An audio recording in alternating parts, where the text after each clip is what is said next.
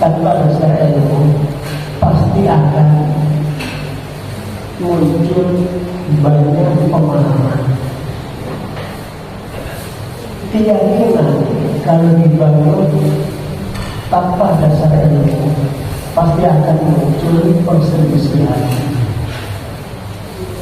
Dan itu nyata. Contoh, karena itu rahmatullah, ini bulan Desember. Bulan Desember 25 Desember itu adalah hari mu'alaf sedunia. Jadi bukan hari kelahiran, bukan ulang tahun Tuhan, bukan ulang tahun kelahiran Tuhan, tapi justru para mu'alaf itu mengatakan 25 Desember adalah hari mu'alaf sedunia. Jadi saya buatkan ini sekedar contoh gambaran ini. Keyakinan Kristen ini dibangun tidak berdasarkan ilmu. Karena dibangun tidak berdasarkan ilmu, maka bangunan ini keropos. Dibuktikan dengan apa? Sesama Kristen tidak ada yang sama. Salah satu bukti nyatanya adalah kalau kita gereja itu nanti harus beri aturan. Jadi harus dibaptis ulang. Kenapa? Karena masing-masing gereja punya keyakinan sendiri-sendiri terhadap Tuhannya. Trinitas itu macam-macam definisinya. Kenapa? Karena definisi ini dibuat oleh manusia tanpa dasar ilmu.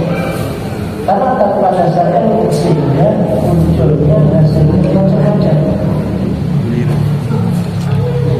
Kenapa? Karena manusianya banyak. Sampai kepada tingkatan siapa Tuhannya itu sudah tidak selesai. Jadi di dunia ini itu sampai ada banyak tokoh-tokohnya. Bapak itu kalau mengikuti Pak Cerita atau mungkin yang lain-lain. Sejarah mereka menyebutkan sekarang itu ada sekitar 5.000 sampai 6.000 cabang Kristen. Dan ini beda antara satu dan perbedaannya itu pada pokoknya siapa Tuhan itu. Itu macam-macam. Kenapa? Karena ini dibuat oleh manusia. Kitab suci ini dibuat oleh manusia. Sehingga kitab suci itu macam-macam. Namanya adalah Bible, tapi macam-macam. Di dalam kitab ini banyak sekali surat-surat. Surat ini disebut dengan kitab. Ada 70 kitab, ada 100 kitab lebih. Ada yang mengambil cuma 50, ada yang mengambil 60, ada yang mengambil 70. Kalau yang mengambil 60 berarti sisanya tidak dipakai. Kenapa itu dianggap sesat? Yang mengambil 100 berarti sisanya dianggap sesat terus seperti itu. Dan mereka tidak akan pernah ketemu, tidak akan pernah sepakat. Hanya saja mereka sepakat atau tidak sepakat. Iya, mereka sepakat atau tidak sepakat. Itu hasilnya. Sehingga dibutuhkan alhamdulillah zaman sekarang betul-betul luar biasa, sangat membantu. Jadi debat antara Kristen dengan Kristen itu tidak ada selesai. Kenapa? Karena tidak ada kitab suci yang menjadi rujukan. Sebab kitab sucinya beda-beda. Dan yang ini mengakui ini, yang mengakui ini. Sekarang umat Islam di dunia tidak ada yang bisa menolak satu pun ayat Quran. Apalagi mungkin itu berapa kata, tidak bisa. Kalau dia menolak, itu berarti sudah keluar dari Islam. Sehingga perbedaan di dalam Islam yang suci itu perbedaannya tidak mungkin terjadi pada tingkatan usul pokok. Tidak mungkin, paling hanya tingkatan cabang-cabangnya. Bahkan yang ada itu cabangnya cabang, tidak sampai pada pokoknya, pada usulnya. Karena semua orang Islam, apapun dia jenis akidahnya, paham. Ketika kita siapa Tuhan, tapi jawabannya sama, Allah.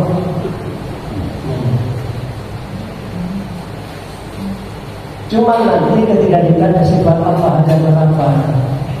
Nah, ada dua. Ada yang mengatakan 99, ada yang mengatakan lebih dari 99, ada yang mengatakan Allah Ta'ala. disebut Allah karena Allah punya banyak nama. Dan disebutkan dalam hadis Rasulullah menjelaskan nama Allah itu banyak. Ya. Nah terus ada 99 itu bukan berarti membatasi. Paling hanya itu perbedaannya.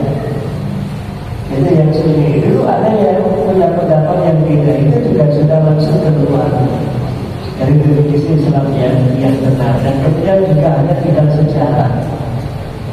Nah itu kenapa? Karena memang kitab suci Al-Quran ini bukan karya manusia. Hadis-hadis Nabi yang sahih ini juga bukan karya manusia. Lahir dari satu orang, yaitu Nabi Muhammad SAW. Jadi Al-Quran disampaikan melalui lisan Rasulullah, hadis-hadis juga disampaikan oleh Rasulullah SAW. Sehingga tak mungkin ada perbedaan. Tapi kalau selain itu pemahaman Kristen yang bermacam-macam itu mereka tidak akan bisa ketemu. Sampai kiamat orang satu detik tidak akan ketemu mereka. Kenapa? Karena sudah tidak ada data yang akurat, sudah tidak ada. Mereka sama-sama tidak punya data. Dan itu mereka sendiri yang ngomong, yang sudah masih Islam lama gitu. Nah, Bapak Ibu rahimahullah, kita kembalikan awal itu juga sama. Mereka bicara Quran hadis tanpa dasar ilmu, tidak belajar melalui para sahabat Nabi. Jadi mereka membaca Al-Quran karena mereka paham bahasa Arab, mereka langsung paham melalui Al-Quran itu. Sementara Al-Quran yang Bapak Ibu itu ada beberapa tingkatan sebagaimana disampaikan oleh sahabat Nabi Abdullah bin Abbas. Ini bisa dipahami oleh orang awam. Orang awam ini maksudnya orang awam Arab. Asalkan dia orang Arab, baca Al-Quran langsung paham. Para khawarij pasti sama keyakinannya dengan kita terkait dengan surat Al-Ikhlas. Berhubung-hubung akal, amal sholat, dan dia kembali berat dalam yang lalu hubungan akal. Siapapun orang Islam pasti sama dia ini.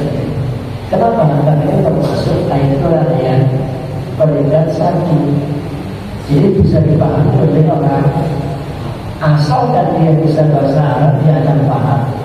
Ada lagi yang bisa dipahami oleh ilmuwan.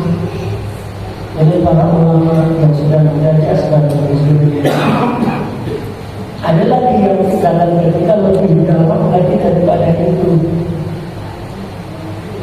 Nah, yang lebih dalam daripada itu dibutuhkan para mutakhassis, orang-orang yang paling spesial yang mendalami Al-Quran. Dengan cara apa? Mendalami sirah dunia, terus dia membaca, memahami seluruh sahabat Nabi. Maka banyak ulama yang kemudian menulis kitab tentang sejarah para sahabat Nabi. Dalam rangka apa? Karena kita mendapatkan ilmu dari sahabat Nabi. Nah, kalau kita tidak paham sahabat Nabi, maka salaf itu jadinya tidak jelas. Maka sahabat Nabi dikumpulkan namanya, riwayat ini lengkap sekali. Kenapa kok dikumpulkan? Karena dari mereka lah kemudian generasi Nabi mendapatkan ilmu dari Rasulullah SAW dan terus turun-temurun.